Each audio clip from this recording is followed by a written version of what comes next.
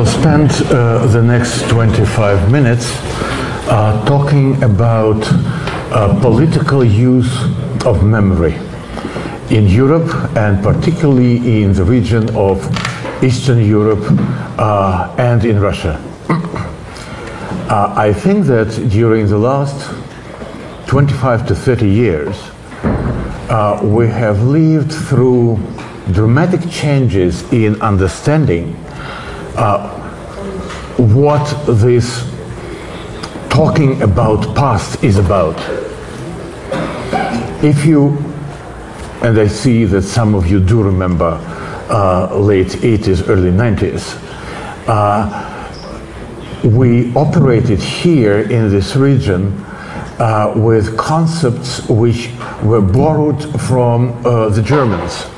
And Germans were talking about Vergangenheitsbewältigung.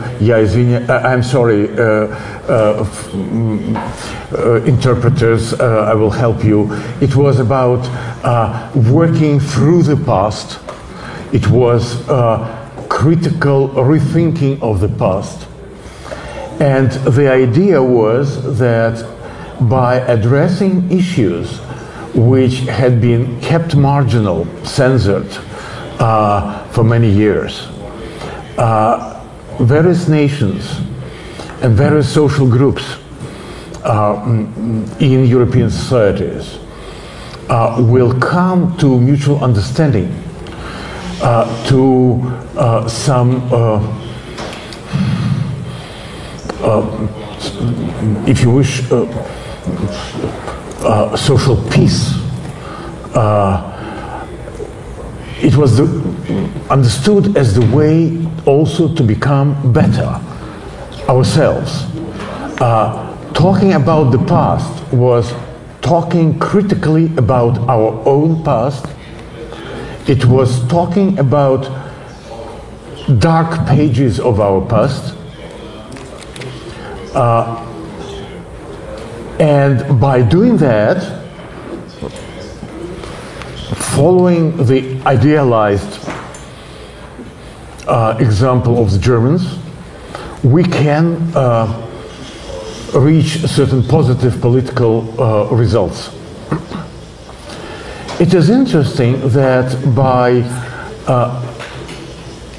the end of the 20th century, Western Europe had indeed reached some consensus, which scholars call now cosmopolitan approach to memory. The idea was that European memory is grounded, first of all and foremost, in the memory of Holocaust, and the task of every European society was to deal with its own responsibility, its own participation. It took years and years. French recognized their participation in Holocaust in 1990s. Societies in Eastern Europe, be it Hungary, Professor Krauss mentioned these issues, be it Baltic states, post-Soviet republics, all had to do some work about it. And the idea was that this domain of memory is not governed by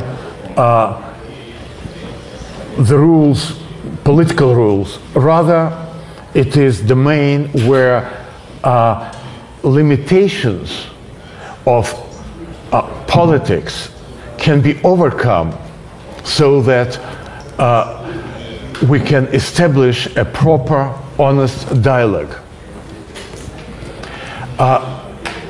There were some obviously very important positive results here, because if Holocaust is at the focus of your memory, then you cannot claim that your nation is the main victim. You cannot build the national narrative as the narrative based on victimhood.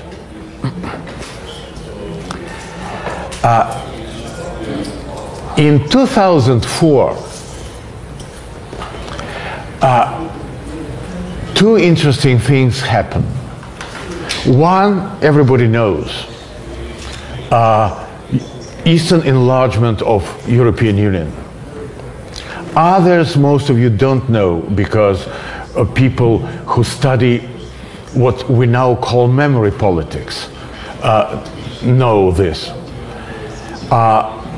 For the first time, a decent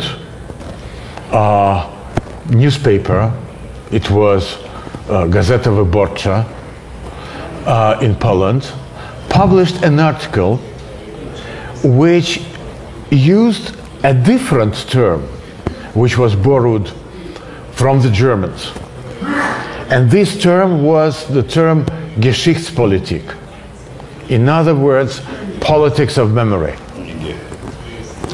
And the guys who wrote this article were saying that memory politics are governed by the same rules as politics as such, which means that it is not a space for authentic dialogue, but a space of political fight in which there are winners and losers. So it was not a win-win situation, but it was winners and losers, zero-sum game situation.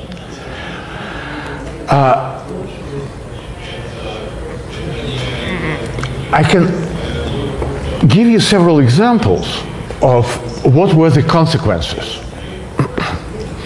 Many of you know the name of Jan Tomasz Gross, a guy who emigrated from Poland in 1968, who became a professor in Yale, and who published in year 2000 a book called Neighbors. It was a story of how Polish inhabitants of a small town of Jedwabne killed their Jewish neighbors, all of them, or almost all of them.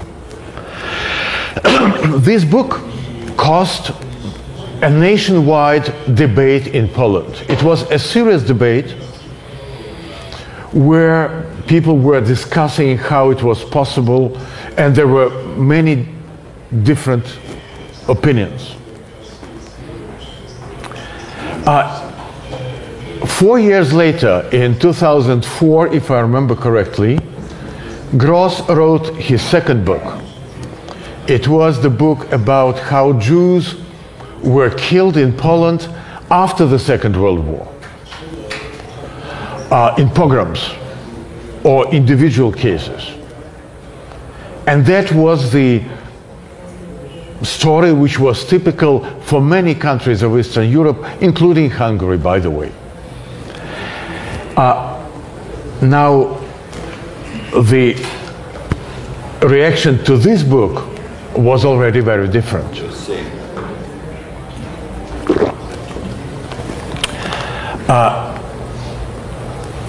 Nobody wanted to discuss with Gross whether he was right or wrong.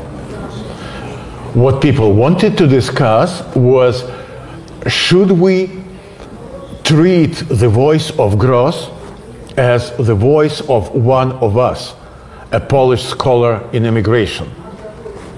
Or is he an agent of alien and enemy forces who is trying to impose the feeling of guilt on us?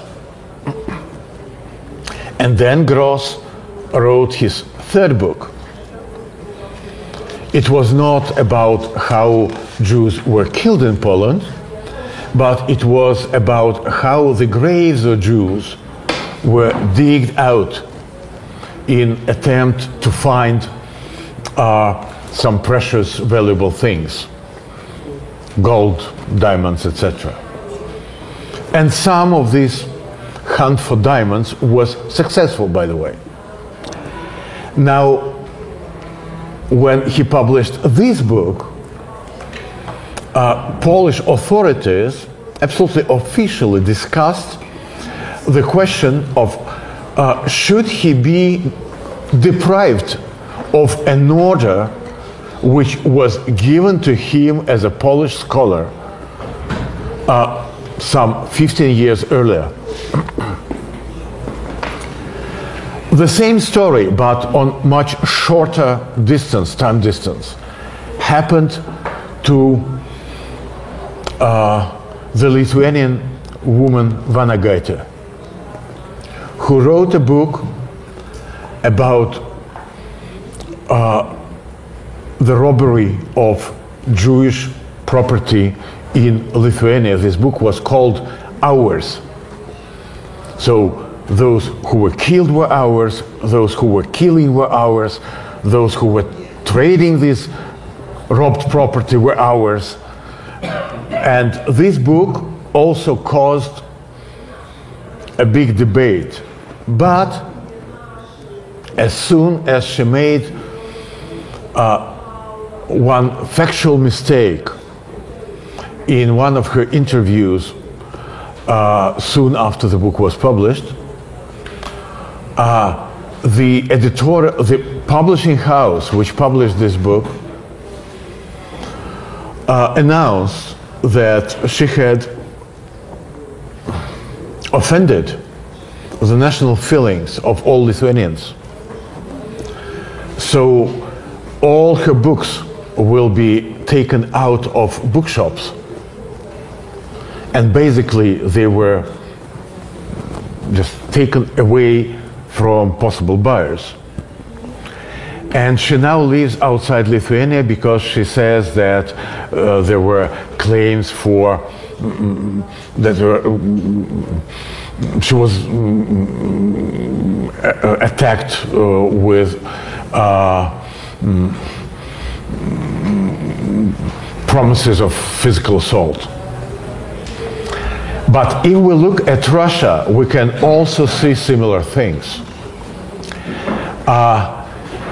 A year or two ago, a boy named Kola from Novy Urengoy, Siberian city, was invited to Berlin, where he talked about the destiny of Germans in Soviet captivity after the Second World War. And among other things, he said that he also feels pity about these people who suffered in this captivity, and some of them never made it back home. And a huge wave of well-orchestrated indignation in press was asking questions: who instructed him to speak like this? Who gave money to bring this boy to Germany? And so on and so forth. So what we see is a new culture, a new understanding of what speaking about the past is about. It is not anymore a space where we can find some common ground for dialogue. It is a space for forgiveness. It is the space where we first of all care that voices with whom we disagree are marginalized and censored in the space of our political control. And we have a huge epidemic of memory laws in this part of the world. We have 7 memory laws in Ukraine. Just one in Russia, practically everywhere we have these laws. And these laws are about one and the same thing. You do not dare to offer alternative interpretations to certain events in history which are considered to be sacred for our nation. There is only one country, and the name of this country begins with R, but it's not Russia, it's Romania, where there is a memory law which forbids glorification of war criminals, also national war criminals. So we ended up in a situation in which memory is understood as memory politics. Only idiots behave in politics according to the rules of dialogue, because dialogue is about showing your partner your thoughts, your plans, your intentions in order to find understanding. Politicians never do that if they are going to be successful. It is not space for dialogue anymore. It is space for memory wars. These memory wars go on between various groups. It is about claims of territory. It's about who killed whom. That is why Second World War was so important in these memory wars. It is about bringing back the concept of totalitarianism and claiming that two totalitarianisms are equally bad and equally guilty. Which is, of course, also a part of a strategy of delegitimation of any possible resurgent left forces in Eastern Europe. And here I come to the question, what can we do about it? We can claim that this antagonistic approach to memory can be overcome within the frame of, how to put it, republicanist tradition. Not Republicans in American sense versus Democrats, but Respublika, our common good. But nobody thinks about this region in terms of common good. National discourse dominates. So this option is closed. We can also try, and there are attempts to claim that, okay, we shall try to save our liberal discourse, which somehow overcomes these national divisions. But this liberal discourse might overcome national divisions in a sense that liberals from one country can like liberals from other country, but they use the language of hatred while talking about non-liberals in their own country. It is not a solution either. So first of all, we have to realize that, to put it in diplomatic words, we're in deep shit. And this is going to be with us for quite a long time. But I think that we can try to find ground for dialogue if we understand that there is a certain culture which is called agonism. Not antagonism, but agonism. Agonism means understanding that you are in conflict of opinion with your partner in dialogue, but you respect this difference. You refuse to follow the rules of politics, which is about winning and which is about destruction of your opponent. How we can get out of politics in order to save the space of dialogue? And that is the only solution, because politics all over this region became extremely poisonous.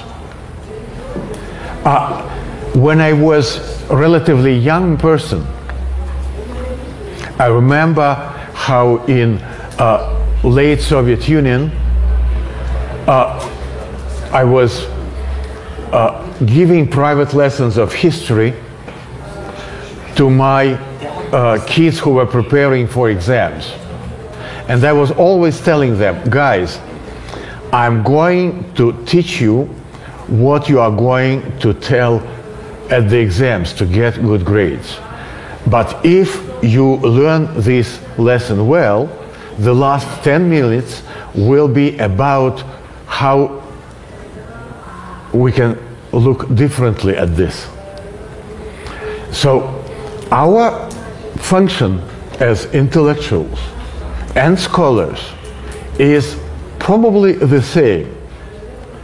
Keep spaces of intellectual freedom and available for dialogue, in spite of the fact that these spaces are small and encircled by a rather hostile political environment. Thank you very much.